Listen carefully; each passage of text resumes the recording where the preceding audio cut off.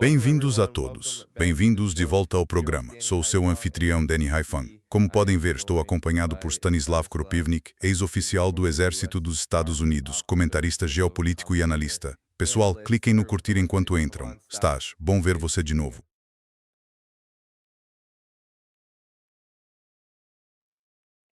Obrigado. Bom estar aqui. Faz tempo. Você estava de férias na China. Tenho que te convidar para o meu programa quando a European Union falar sobre a China. Sim, vamos. Vamos definitivamente fazer isso. Pessoal, apertem o curtir. Temos muito para cobrir. Primeiras impressões. Quero suas reações a isto. Segundo os militares iranianos, agora estamos obtendo mais informações sobre o que aconteceu nesses confrontos nos últimos dias no Estreito de Hormuz entre a Marinha dos Estados Unidos e o Irã. Segundo os militares iranianos, as forças navais iranianas, na verdade, alvejaram, ao contrário do que o Comando Central dos Estados Unidos está dizendo. Navios da Marinha dos Estados Unidos que tentavam tirar 3 de seus contratorpedeiros do Estreito de Hormuz. Eles dizem que foi um ataque coordenado que envolveu 8 contratorpedeiros, mísseis de cruzeiro e 24 drones kamikaze. E dizem que um míssil de cruzeiro e 3 desses drones de fato atingiram o contratorpedeiro, causando incêndios a bordo. Agora, durante a noite também houve mais ataques dos Estados Unidos contra petroleiros iranianos. Isso parece ser a ação agora dos Estados Unidos, já que eles ainda afirmam, Stas, que haverá uma resposta do Irã à proposta de paz deles e que o cessar-fogo continua bem vigente. Também ouvimos relatos de que Trump está entediado da guerra com o Irã e realmente quer que ela acabe, mas parece não conseguir fazer isso. Mas, Stas, o que você acha desses relatos sobre esses confrontos que estão acontecendo no Estreito de Hormuz e acontecendo fora de Hormuz, enquanto o Irã confronta o bloqueio dos Estados Unidos? Bom, sabe, o presidente Win Bigley, também conhecido como Donnie, o pirata, porque ele anda admitindo que somos meio piratas. Nós tomamos o Basel e o levamos embora.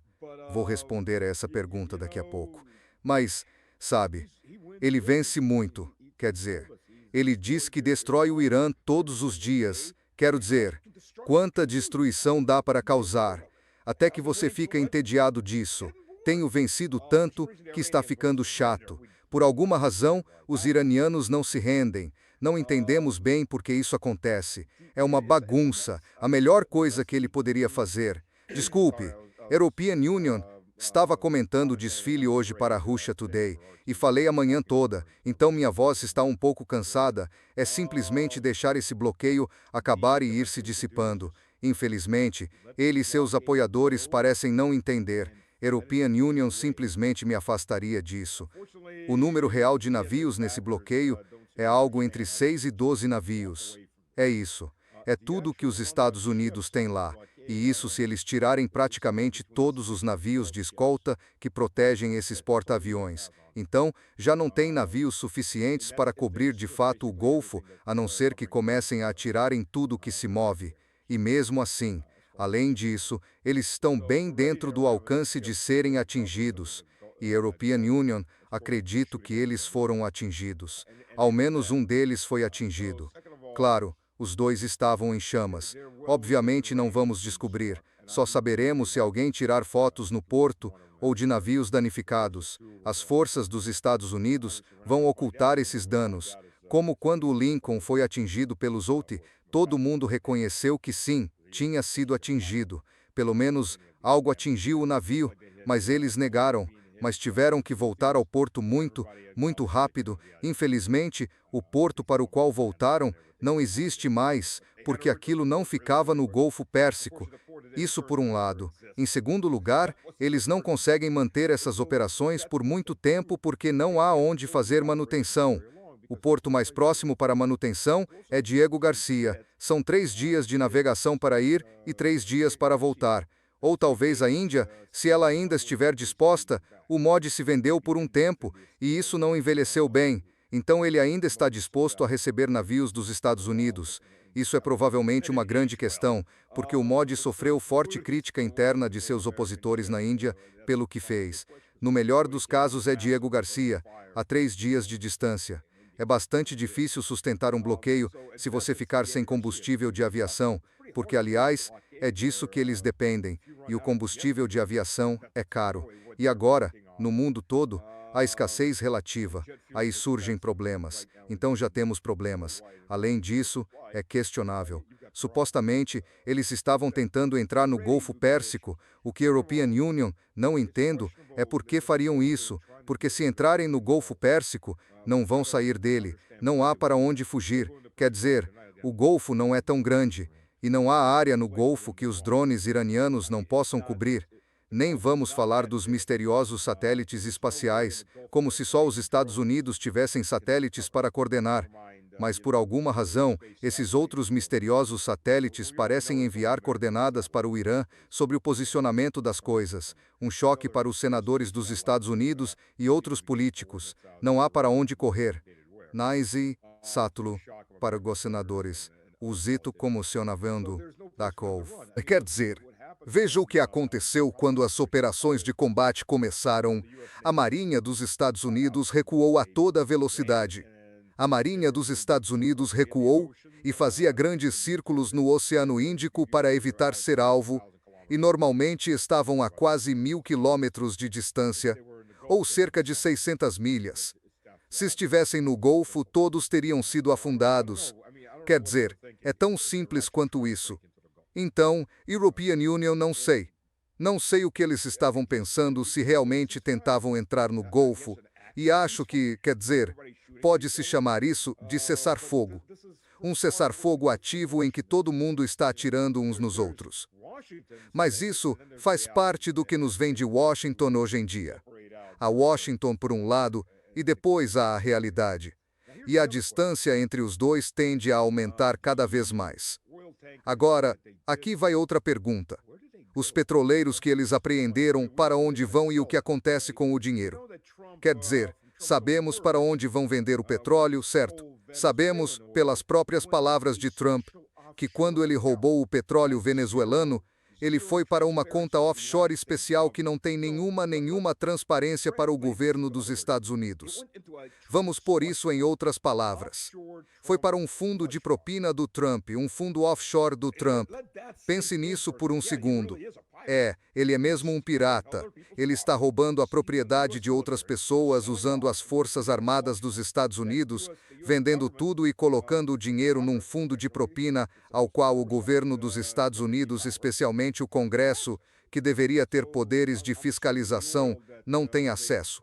Então presumo que o petróleo que eles apreenderam antes, quando tomaram 2 petroleiros, esse dinheiro também vai para o fundo de propina do Trump. Quer dizer, estamos falando de criminalidade que faz os Bidens parecerem escuteiras ou weebles. Isto é inacreditável. Quer dizer, o fato de isso não estar nas notícias, de ninguém sequer fazer essas perguntas, é de deixar... Certo? Sim, a European Union Stas. Queria te perguntar, dado esse cenário em que, como você disse, os navios de guerra dos Estados Unidos que tentarem entrar no Golfo Pérsico e chegar fundo no Estreito de Hormuz vão ter dificuldade, sabe, de dar meia volta e sair de lá depois de entrarem. A minha pergunta é, qual é então a jogada dos Estados Unidos aqui, quando, antes de entrarmos no ar, havia relatos de que os Estados Unidos estão literalmente atingindo petroleiros iranianos, acertando-os quando tentam ou voltar ao porto ou sair do estreito rumo ao mercado? Como assim? Por que os Estados Unidos continuariam a fazer isso? Como isso seria eficaz ou cumpriria algum objetivo? Tem que descobrir qual diabos é o objetivo. Se o objetivo é elevar os preços do petróleo no mercado, sim, vocês estão indo muito bem. O problema para os Estados Unidos é que, não importa o que Trump diga, os Estados Unidos exportam petróleo. Os Estados Unidos também importam diariamente 8,3 milhões de barris de petróleo e derivados. Então, sim, é por isso que os preços nos postos de combustível sobem. Muita gente quer dizer, sim, somos autossuficientes. Pois é, por que os preços estão subindo? Se fossem autossuficientes, por exemplo, os preços na Rússia não subiram. subiram cerca de 3 ou 4 rublos, uns 12 centavos desde que tudo isso começou. Por quê? Porque a Rússia é, de fato, autossuficiente. Os Estados Unidos não são autossuficientes. É um grande produtor de petróleo. Provavelmente o maior produtor de petróleo. Estou sem palavras hoje. Desculpe. Mas não é autossuficiente. Ainda precisa importar. Então, sim, continua sendo afetado pelos preços mundiais. Mesmo que Trump imponha um teto de preços, e ele não o fará porque os amigos dele estão lucrando com isso. O povo americano está pagando por isso. É uma realidade completamente diferente. O governo dos Estados Unidos já impôs restrições à exportação de petróleo antes. O governo dos Estados Unidos pode impor um teto ao preço do petróleo, mas não o faz, e há razões para isso. Uma das maiores razões é que eles estão lucrando e estão vendendo as reservas estratégicas de petróleo, que já estavam em 50% do nível histórico depois da pandemia de coronavírus, venderam durante a pandemia e nunca as reabasteceram. E o que estão vendendo agora, na verdade, está sendo vendido para os europeus. Curiosamente, não está indo para o mercado americano. Está indo para outros países.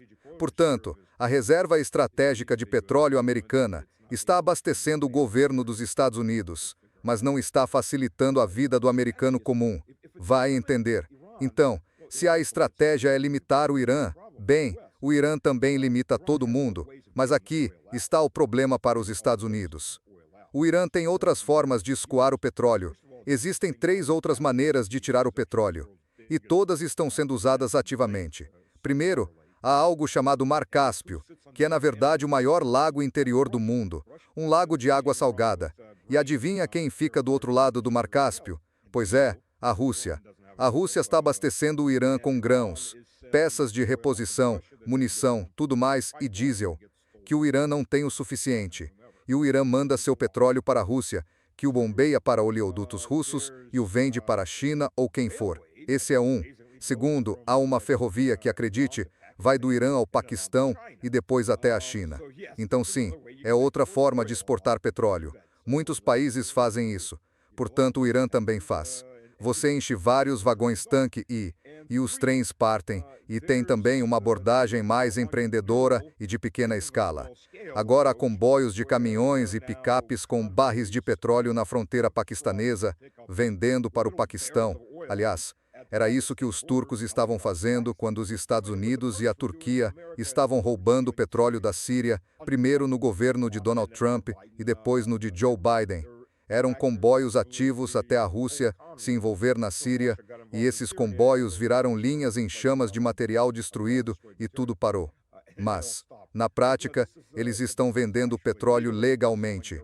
Pessoas compram barris de petróleo e os levam de carro para o Paquistão. Então ainda sai petróleo do Irã, e eles não conseguem impedir isso. Literalmente, eles não conseguem impedir. Se começarem a bombardear navios russos indo e vindo por aquela rota, é guerra com a Rússia. Para chegar às linhas férreas com certeza podem ser substituídas e reparadas relativamente fácil.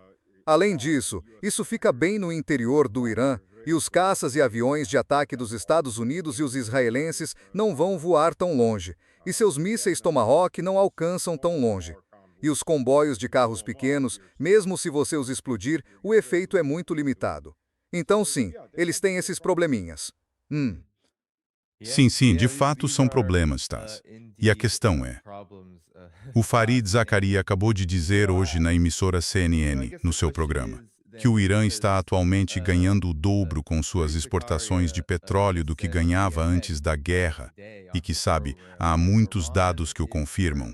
European Union, mostrei isso no meu programa ontem com nosso amigo André, e European Union mostrei que os dados do petróleo mostram que, mesmo havendo uma ligeira redução nas exportações, ainda está bem acima da média dos últimos 5 anos para o Irã.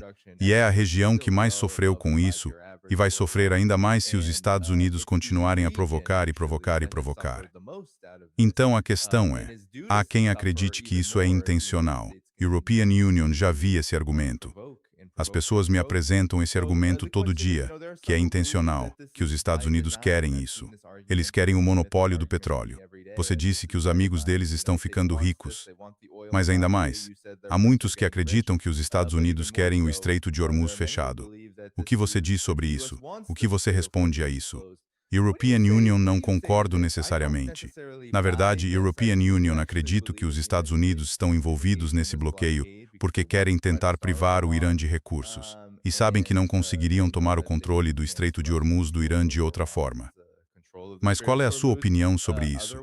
Qual a sua opinião sobre o argumento de que isso é intencional? Os oligarcas querem o estreito fechado. Querem controlar as rotas de comércio e que tudo esteja saindo conforme o planejado agora. Bem, antes de mais nada, uma das razões pelas quais o Irã está ganhando mais dinheiro é simplesmente porque o petróleo está muito mais caro.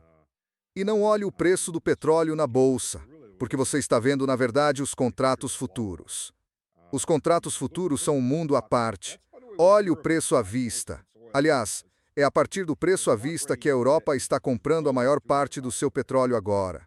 E a cotação à vista está bem acima de $200 por barril. Isso é quase um aumento de 3,5 vezes em relação ao que era antes. Então o Irã não precisa vender tanto para ganhar o mesmo.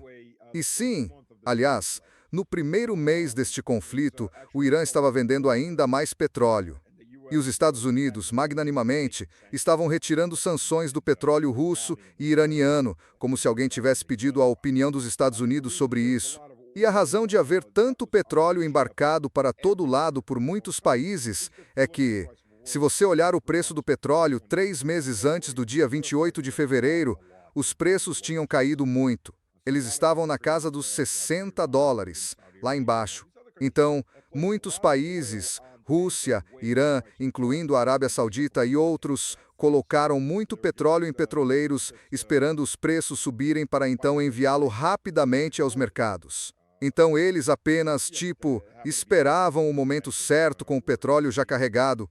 Então sim, por acaso havia muitos petroleiros no mar naquele momento. European Union não compro muito essa ideia de um grande plano conspiratório. As pessoas preferem acreditar que são governadas por gênios do mal, por elites perversas, do que admitir que são governadas por imbecis incompetentes. Mas acho que, neste caso, estamos lidando estritamente com morões incompetentes. Eles se meteram nisso porque acreditaram nos israelenses, porque a classe doadora era muito, muito poderosa e talvez porque o nome de Trump aparece em todos os arquivos do Epstein, entre muitas outras razões. E agora não sabem o que fazer porque planejavam uma guerra de 4 dias. Eles acreditavam nisso literalmente. Eles falam disso.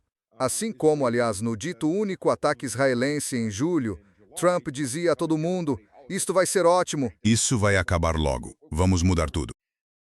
Não foi bem assim. Matamos um monte de gente, mas o governo iraniano não desabou.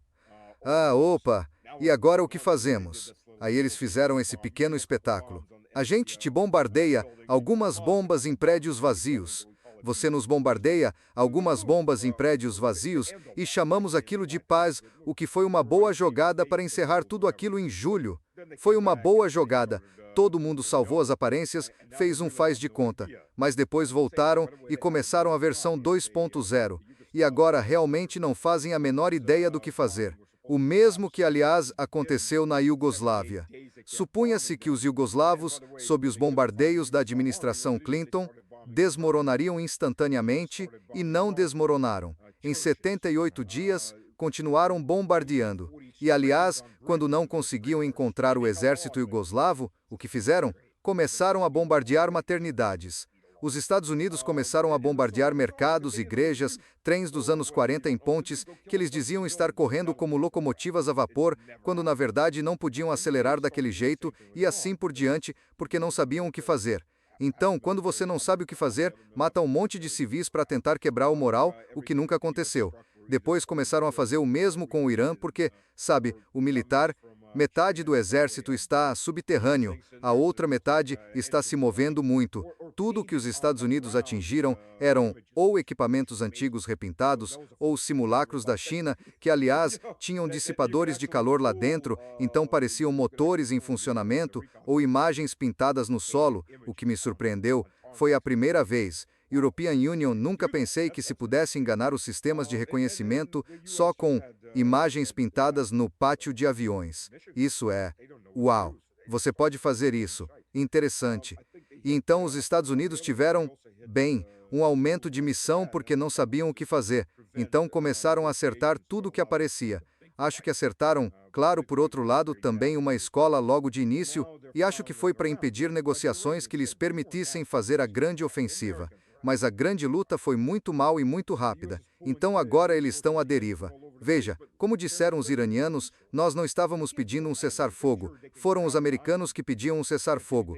Os Estados Unidos estão trazendo recursos de toda parte, mas têm recursos limitados. Eles não podem fazer uma invasão terrestre. Claro que podem tomar uma ilha e continuar sofrendo baixas todos os dias em que a mantiverem. E se Trump fosse esperto, mesmo que tomasse uma ilha, diria, viu, nós tomamos uma ilha. Agora eles querem se render. Assinamos algum documento. Não faria diferença se assinassem qualquer documento. O que restasse da megabase com seus seguidores acreditaria em qualquer coisa que ele dissesse e ele sairia. Quer dizer, são essas pessoas que, aliás, compram moedas do Trump. Eles pagam 30 bilhões de dólares. Você viu quanto valeu a moeda do Trump ao longo de um ano? Isso é um esquema clássico de inflar o preço e abandonar. Se fosse você ou European Union, os agentes federais estariam em cima da gente e você estaria na cadeia. A moeda do Trump perdeu 93% do seu valor. Quer dizer, as pessoas que têm dificuldade para pagar o aluguel estão entregando o dinheiro ao Trump. Literalmente. Eles usam isso como alavanca para conseguir dinheiro de verdade e vender. Quero dizer, neste ponto, por um lado você está lidando com criminosos que fazem Joe Biden parecer um escoteiro e por outro está lidando com pessoas que planejam matamos Khamenei, passo 2. Não sabemos, mas o passo 3 vai dar certo. É como os gnomos das cuecas de South Park. Passo 1, nós roubamos as cuecas. Passo 2, bem. E então passo 3, nós ficamos ricos. É a mesma coisa. Eles não têm ideia do que fazer agora, porque nunca pensaram além de 4 dias. Aí começaram a improvisar.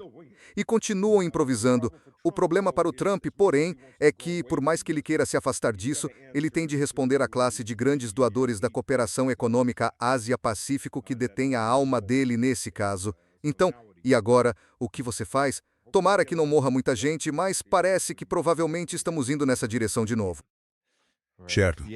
Sim, bem, European Union, acho que outro problema, já que você mencionou todos esses exemplos, da depravação imperial dos Estados Unidos, European Union realmente acredito que a elite governante que preside a máquina de guerra dos Estados Unidos pode ser tanto incompetente quanto perversa.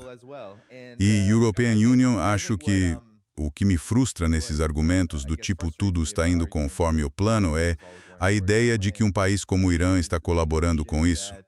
Porque se o Irã está afirmando controle sobre o Estreito de Hormuz com base no que calcula ser uma estratégia tanto militar quanto econômica, manobra baseada no que está acontecendo nesta guerra, e os Estados Unidos reagem com seu próprio bloqueio, pode-se dizer que o Irã está apenas jogando nas mãos dos Estados Unidos e que, portanto, não há nada que se possa fazer para resistir ao império. Mas parece que grande parte do mundo vê isso de maneira bem diferente. Não sei se você viu, quando Abbas Araqi foi à China, ele disse logo depois das reuniões com Wang Yi que a China vê o Irã de forma muito diferente de antes da guerra e que o Irã se transformou. Então, European Union, acho que talvez se confie demais na suposta maestria dos tais mentes mestras por trás disso, e muito menos, talvez pouquíssima atenção, ao fato de que às vezes relatos dizem que Israel realmente quer simplesmente bombardear toda a infraestrutura energética do Irã porque não teria outras opções em relação ao Irã. Talvez haja um fundo de verdade nisso, especialmente à luz da história recente desde 28 de fevereiro. Mas, enfim, qual a sua reação a tudo isso? Bem, antes de mais nada, isso não é história recente. Olhe, quem foi a testemunha principal no Congresso dos Estados Unidos sobre as armas de destruição em massa no Iraque? Colin Powell estava lá, sabe, com um saquinho. Ok, Isso foi... Mas quem foi a testemunha civil principal? Rufem os tambores. Naquele momento, o senhor Netanyahu, como civil, porque estava entre mandatos de primeiro-ministro. Sim, então Netanyahu, que é o sujeito que vai ao Congresso, e diz, sim, o Iraque está prestes a ter armas nucleares e químicas. Vocês têm de ir atrás deles. E então os Estados Unidos se meteram nisso, 7 trilhões de dólares de dívida depois. E o Iraque, a propósito, agora está atirando contra os Estados Unidos. Isso foi uma grande conquista, não foi? Quer dizer, eles basicamente fizeram do Iraque um aliado do Irã, o que, claro, não serviu aos interesses dos Estados Unidos de forma alguma, mas, sabe, é isso que acontece quando a política externa de outro país passa por cima dos seus interesses. E para Israel, sim, foi bom, se livraram de mais um concorrente na região. E, a propósito, os israelenses estão falando abertamente que a Turquia é a próxima, o que, aliás, vai levantar questões bem interessantes porque os Estados Unidos não têm documentos de aliança com Israel. É apenas propriedade da Cooperação Econômica Ásia-Pacífico, da maioria do Congresso, mas os Estados Unidos têm documentos de aliança assinados com a Turquia. Então, se Israel atacar a Turquia ou exigir que os Estados Unidos ataquem a Turquia, de novo, há um terreno realmente interessante. Os israelenses não escondem o fato de que a Turquia é a próxima e o Egito vem depois. Eles querem que todo mundo ao redor seja destruído, querem morte e destruição. Assim podem eliminar a população local. Acho que isso se chama genocídio. Sim, acho que é essa a palavra. Ou, na melhor das hipóteses, limpeza étnica. O que significa, você sai, a gente atira em você, e depois eles explodem tudo e destroem tudo. Acho que isso também é um crime de guerra, se não me engano. E veja, o efeito dominó. Trump tentou um truque barato de reiniciar os 60 dias da Lei de Poderes de Guerra, embora, sinceramente, seus 60 dias nunca começaram porque a Lei de Poderes de Guerra trata de uma guerra defensiva, não de uma guerra por escolha de agressão. Então o Congresso dos Estados Unidos já deveria ter feito algo, mas, por sorte de Trump, o Congresso dos Estados Unidos foi uma esponja sem coluna e sem raciocínio. Eles absorvem fundos, mas não fazem mais nada de útil. Sabe, a esponja, quando está na forma embrionária, tem na verdade um sistema nervoso básico e flutua por aí. Ela pode realmente se mover e manobrar. Aí ela encontra um lugar onde vai ficar pelo resto da vida. Ela se fixa nesse lugar e seu sistema nervoso é absorvido. Sabe, basicamente como o congressista médio. Eles não precisam mais de cérebro, eles estão ali só para sugar dinheiro. Então, isso é. Sorte do Trump por isso. Mas, sabe, a Operação Liberdade. E o que aconteceu? Quer dizer, eles estavam literalmente prontos para começar a guerra. European Union estava conversando com Larry Johnson, um amigo meu, e pelos contatos dele nos Emirados Árabes Unidos já davam uma data de quando deveriam agir, e supostamente seria basicamente na última sexta-feira. Eles iriam começar a guerra com ataques de mísseis. E o que aconteceu? Arábia Saudita e Kuwait disseram, de jeito nenhum, estamos fartos disso e vocês não vão usar nosso espaço aéreo. E isso simplesmente torpedeou a Operação Liberdade, sabe? Tipo, vamos bombardear o Irã de novo, porque agora o que você vai fazer? Bem, você não consegue voar de Israel para a zona de guerra a menos que contorne o Kuwait e a Arábia Saudita.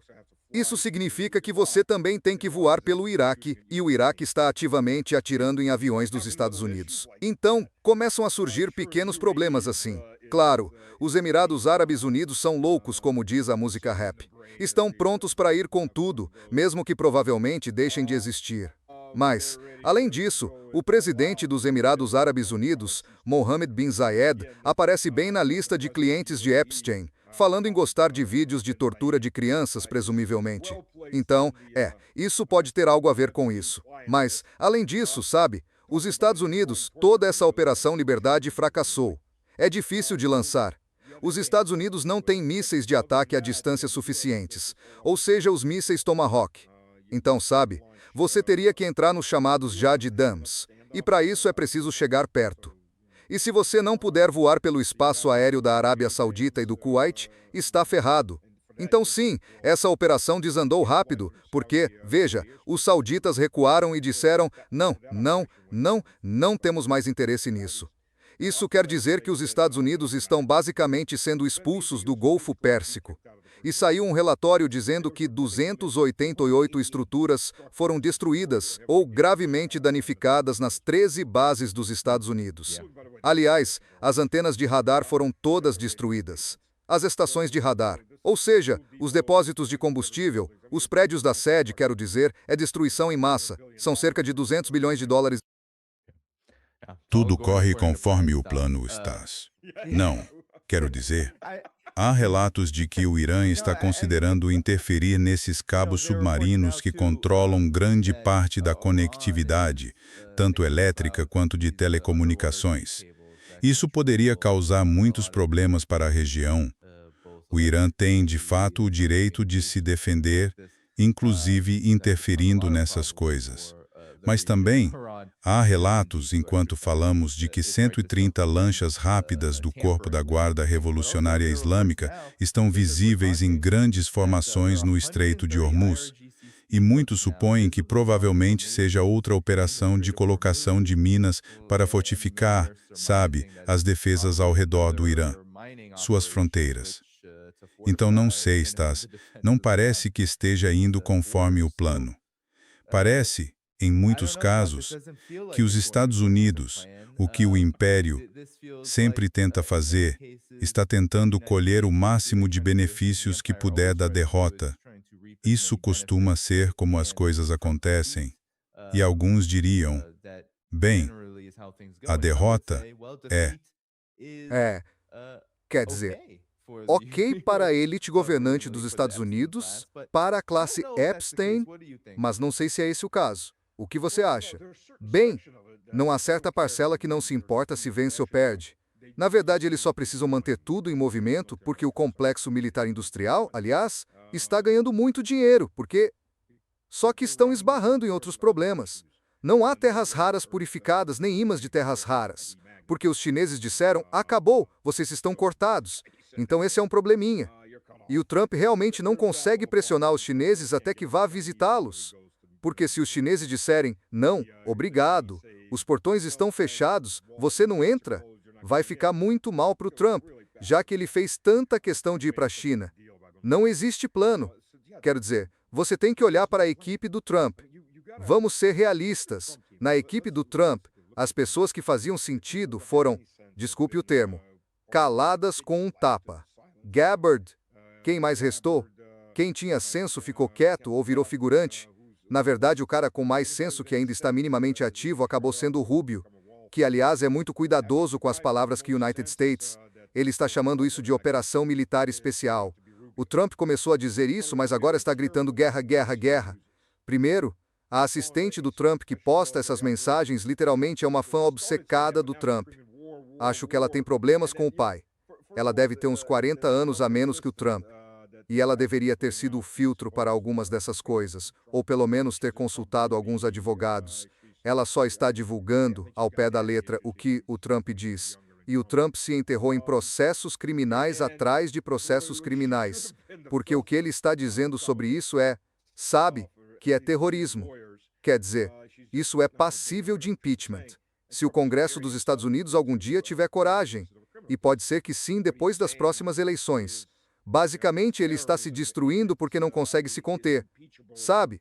Quando você diz, vou destruir a água deles, vou destruir a eletricidade deles, vou apagar a civilização deles, vou matar todas as mulheres e crianças deles, blá blá blá.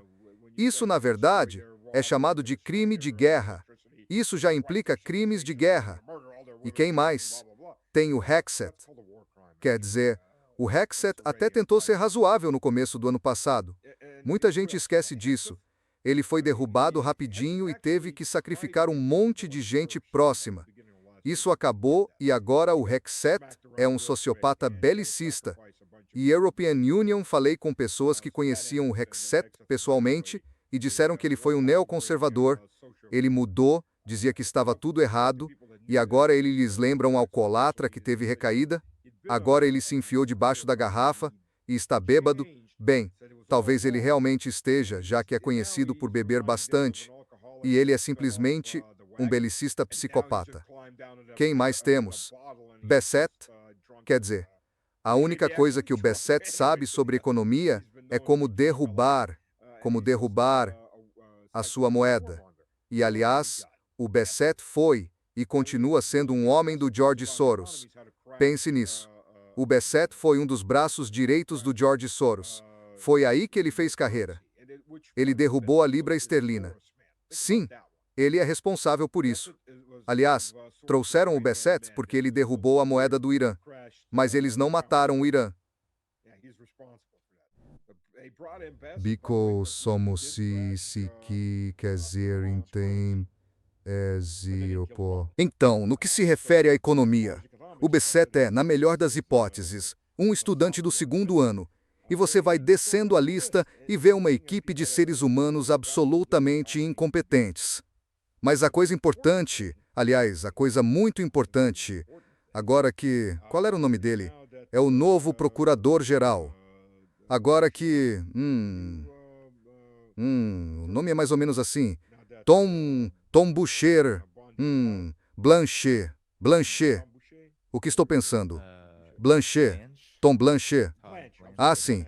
Então, enquanto o Trump se apresenta como Jesus e ataca o pontífice e todo mundo grita blasfêmia, o que é?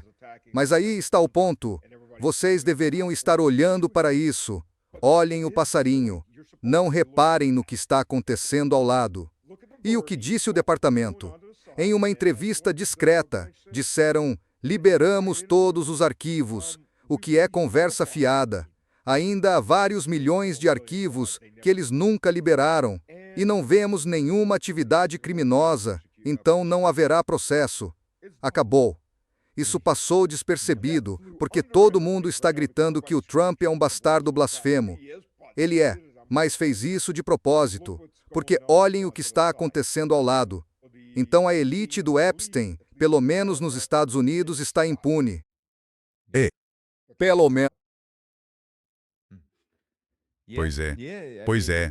Quero dizer, acho que você está falando sobre a teia de como o poder realmente funciona nos Estados Unidos.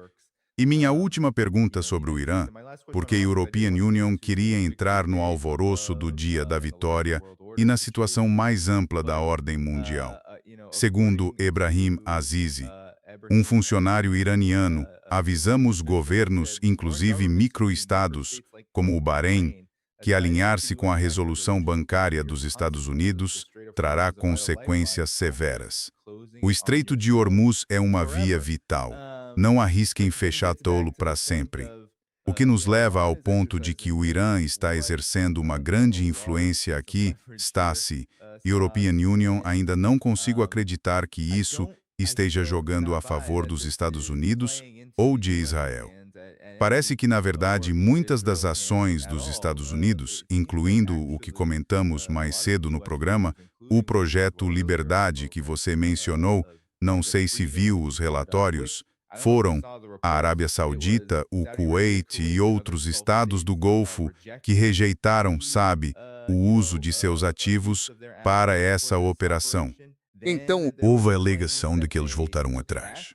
E depois houve uma correção dizendo que a Arábia Saudita rejeita as alegações de que tenha afrouxado isso. Portanto, o projeto Liberdade ainda não está oficialmente em curso.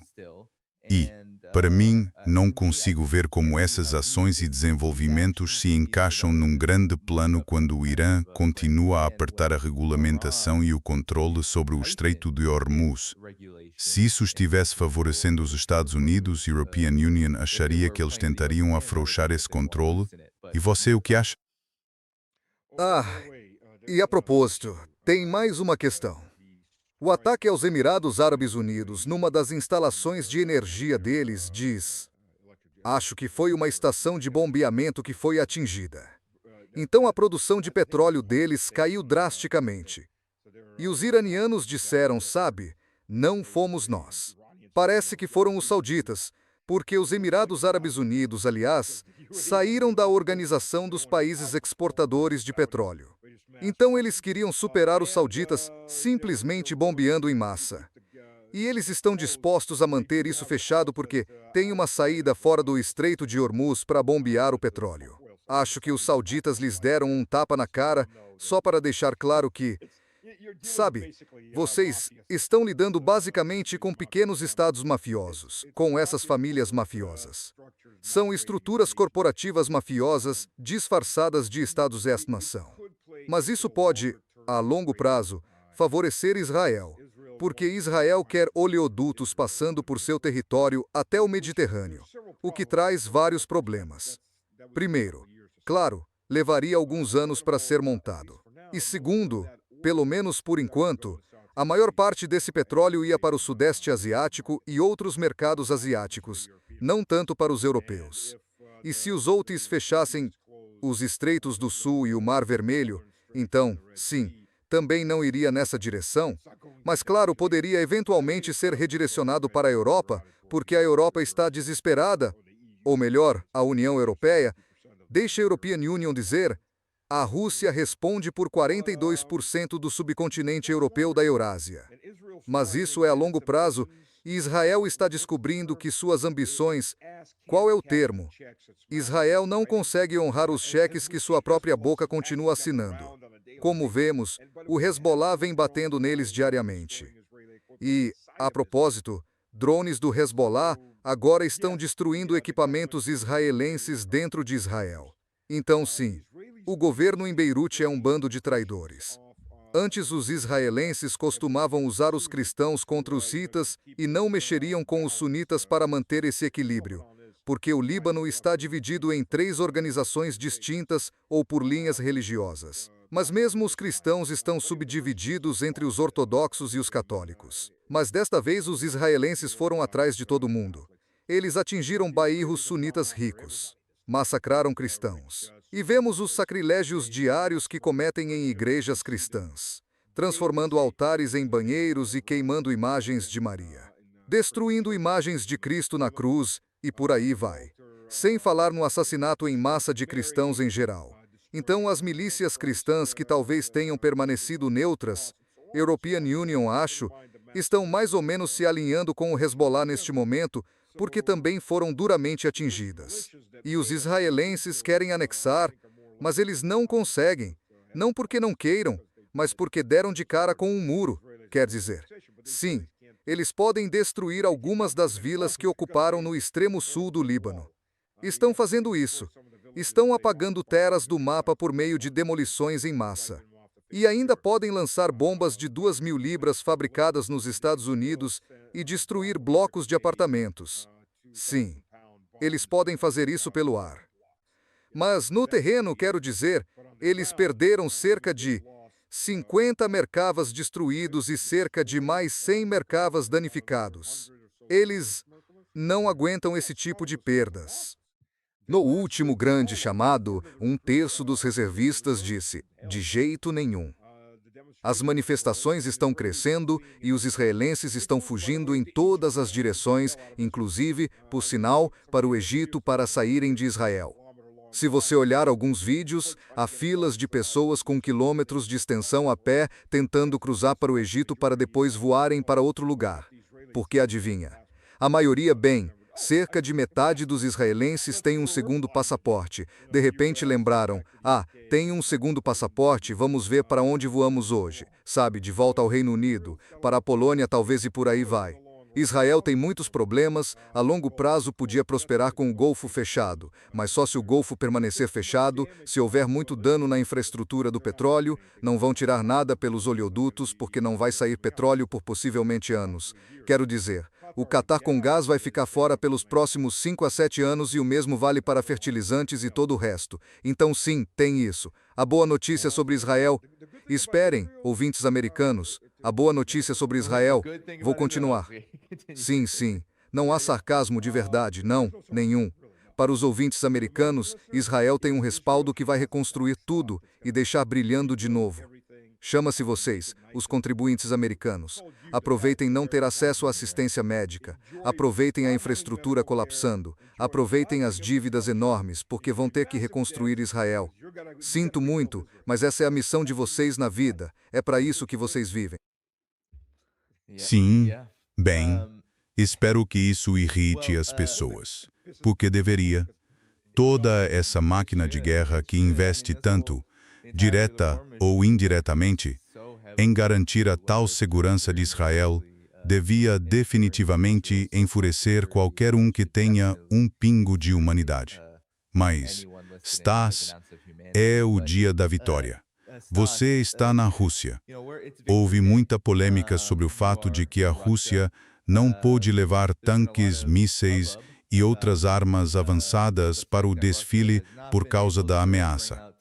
E, European Union, acho que a primeira coisa que quero te perguntar é: o que você acha disso?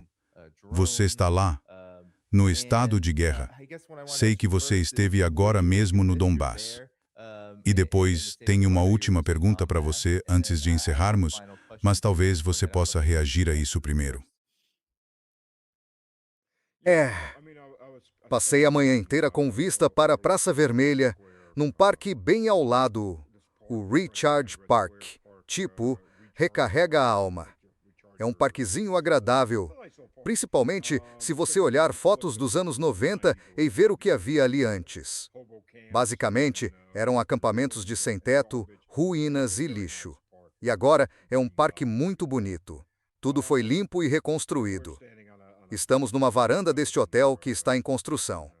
Passei uma hora no palco, ao vento, comentando o desfile. Sim, não havia tecnologia. Não tinha... Bem, realmente não teve nada a ver com ataques de mísseis da Ucrânia. Teve um desfile completo em 23. Sofreu muitas críticas internas do tipo: estamos em guerra, não deveríamos gastar tanto dinheiro com grandes desfiles. Então o desfile em 44 foi bem conservador. O desfile em 25 foi grande, mas foi porque era o 80º Peitingio aniversário. Entendi. E este é o 80º aniversário, então voltaram a um desfile conservador. Pessoalmente, acho que deviam ter ido com tudo só para provocar e mostrar que podiam, sabe? Essa é a minha opinião. Agora, European Union, acho que a grande maioria realmente esperava que Zelensky fizesse algo.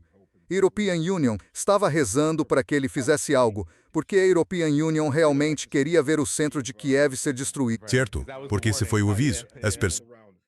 Sim, só queimou um pouco. Quero dizer, vejam, há drones russos de reconhecimento sobrevoando o centro de Kiev. Até as pessoas em Kiev estavam a filmar isso. Eles não conseguem derrubá-los, estão a ver a escória humana desse regime criminoso a sair e a entrar nos carros. Podem ser aniquilados. Quer dizer, estão ali. Então a maioria dizia: sim, por favor, faça alguma coisa para que finalmente nos livremos de vocês. Mas não fizeram. Uma das razões por que não fizeram, aliás, é que os europeus ouviram os avisos e todos os europeus que normalmente aparecem para apoiar o Zelensky no Dia da Europa, que deixou de ser o Dia da Vitória, não apareceram. É o Dia da Europa, dizem que a Europa está unida. Pois a Rússia representa 42% da Europa, só para entendermos, portanto, o resto da Europa, que supostamente está unido, não veio, e o Zelensky esperava que, se viessem, poderia usá-los como escudo humano.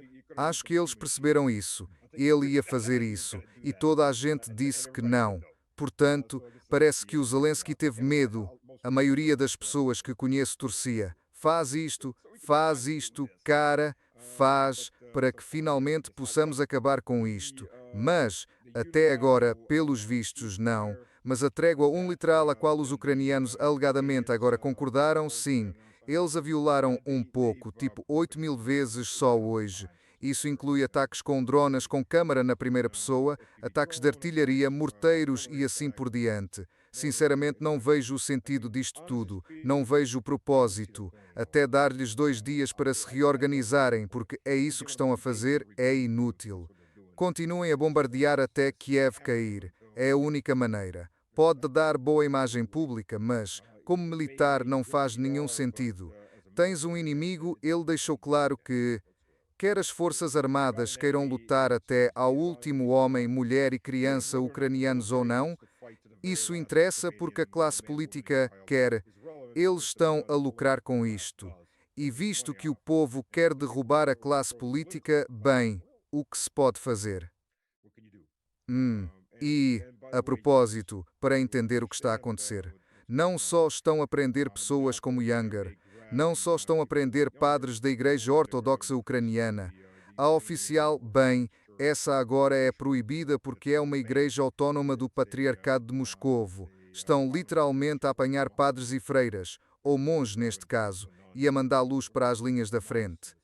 Essas pessoas fizeram votos de pacifismo, por isso estão a mandá-las para morrer o mais rápido possível.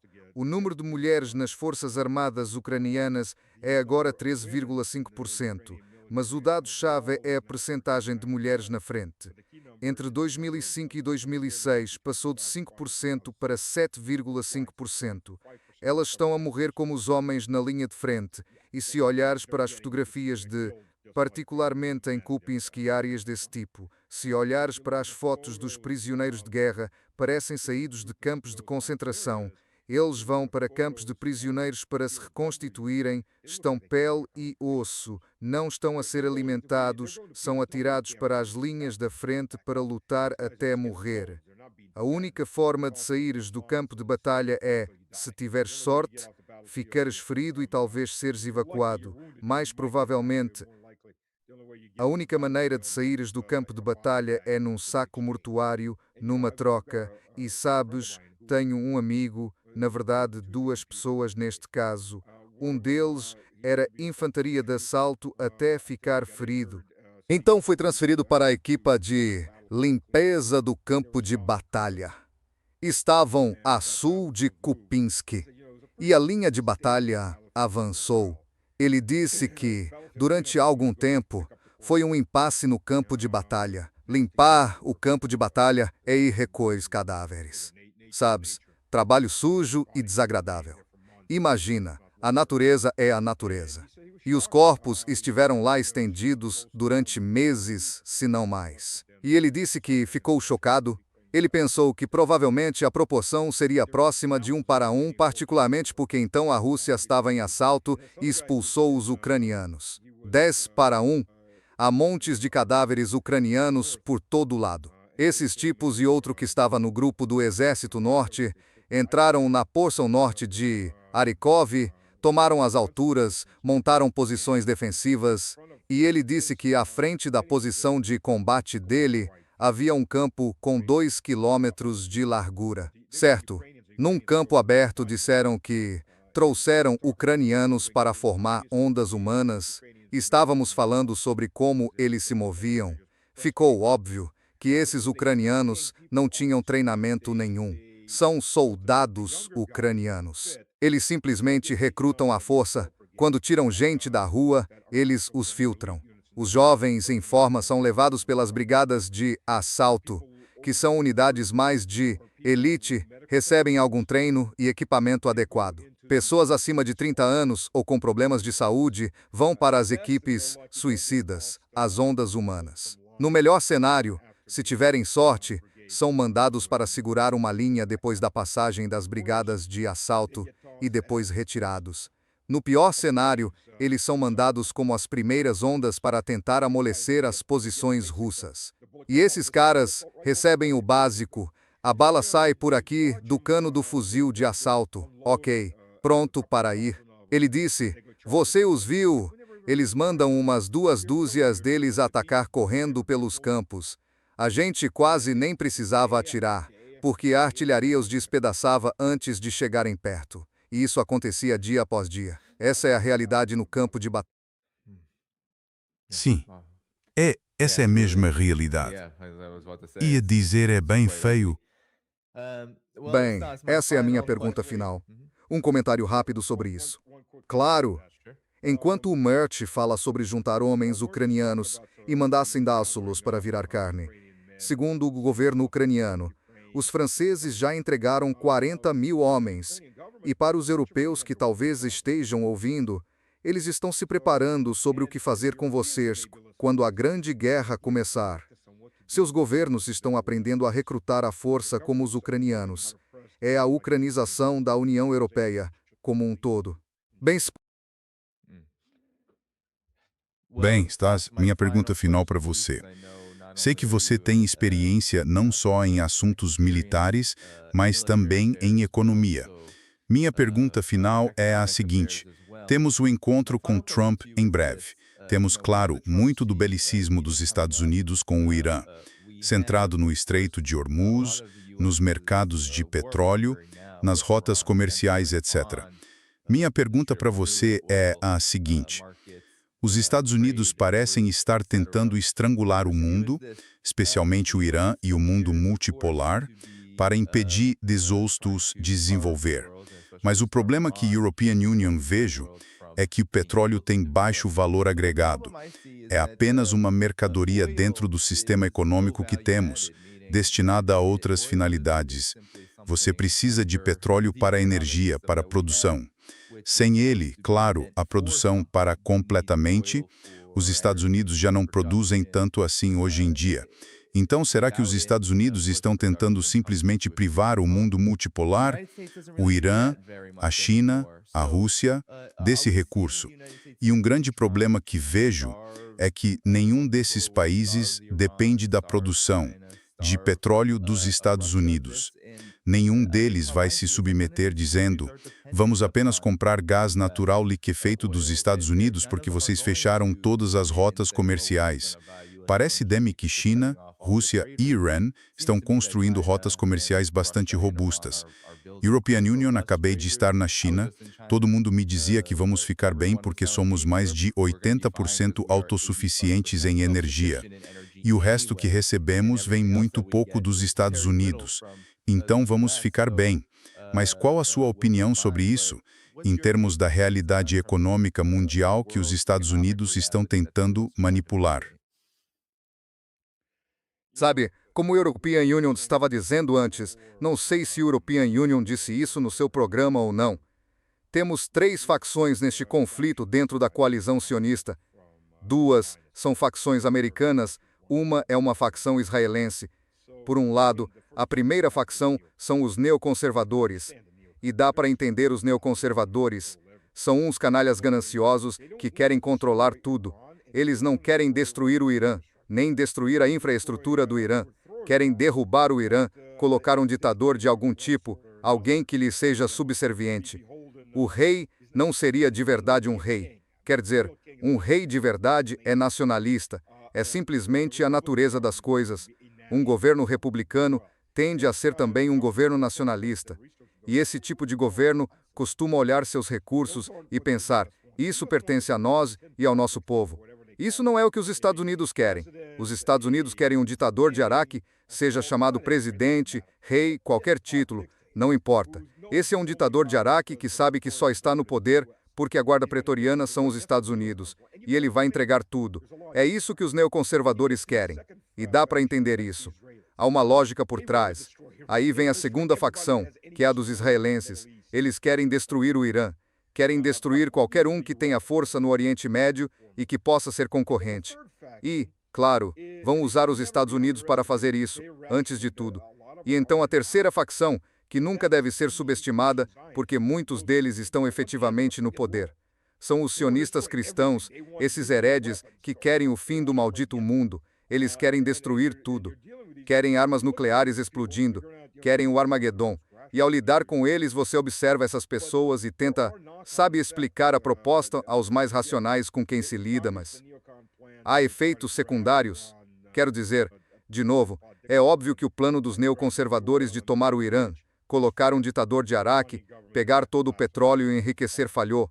O governo iraniano não desabou como um castelo de cartas. Opa! E agora o que fazemos? Mas existem efeitos colaterais que, na verdade, acabam beneficiando eles. Um desses efeitos é que fisicamente há muito menos petróleo. Cerca de 20% do petróleo mundial saiu do mercado. Fora do mercado, em prazo suficientemente longo, vão surgir novos campos petrolíferos ou aumentar a produção em outros campos. Verdade, estamos falando de meio ano, 1 ano, 2 anos à frente. Levar um campo petrolífero novo, a produção econômica leva entre 2 e 5 anos. Isso vai do seu primeiro poço exploratório até os dutos bombearem petróleo ou gás. Essa é a realidade, e não dá para contornar isso. Dá para acelerar um pouco, mas é bem difícil. Mas o efeito colateral que é bom para os Estados Unidos é o seguinte: sim, os agricultores dos Estados Unidos estão desaparecendo. Quer dizer, 55 famílias por dia. Os fertilizantes dobraram de preço. Está horrível na economia dos Estados Unidos, mas os Estados Unidos não vão se revoltar. Isso é os Stas, não sei o que está acontecendo, mas sua conexão desacelerou de repente, então está difícil de entender agora. Mas se você ainda estiver aí, vou esperar para ver se conseguimos fazer você terminar o raciocínio sem essa interrupção. Então sim, quer dizer, de fato, vai haver alguns benefícios colhidos com isso. Stas, você aí? Consegue ouvir? Acho que podemos tê-lo perdido por enquanto. Ah, bom. Primeiro quero agradecer a quem enviou doações no Superchat e adesivos. Obrigado.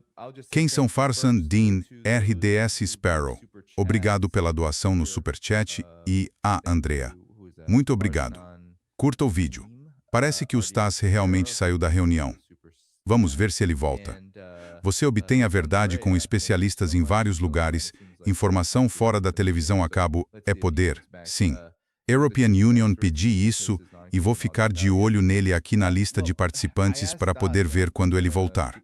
Mas tenho perguntado ao Stas sobre isso porque tenho recebido muitas mensagens de espectadores querendo que European Union trate das possíveis consequências de tudo isso em termos dos mercados de energia, no sentido de os Estados Unidos poderem, na verdade, se beneficiar dramaticamente com essas rotas comerciais cortadas, porque a ideia é conter a China, é para isolar a Rússia, é para enfraquecer a China, Irã, e mesmo que tenha que sofrer um ataque militar aqui e ali, mesmo que superaqueça sua própria economia e a economia mundial como um todo, tudo isso vale a pena pelo controle.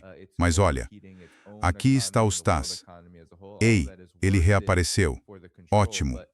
Certo, termine seu raciocínio. Você estava falando de como os Estados Unidos poderiam se beneficiar com isso? Sim, o efeito dominó favorece os Estados Unidos. Veja, é o Sudeste Asiático. Falta de petróleo, falta de gás, que não importa quanto você queira pagar, se não houver você simplesmente não consegue comprar. Eles já foram duramente atingidos. Problemas com fertilizantes, vão ter colheitas ruins, vai haver gente passando fome, muita gente passando fome. Então, quando esses refugiados, por um motivo ou outro, começarem a se mover, para onde vão? O Sudeste Asiático vai em uma direção, para o norte, rumo à China. E a China terá problemas na fronteira com muitos refugiados chegando.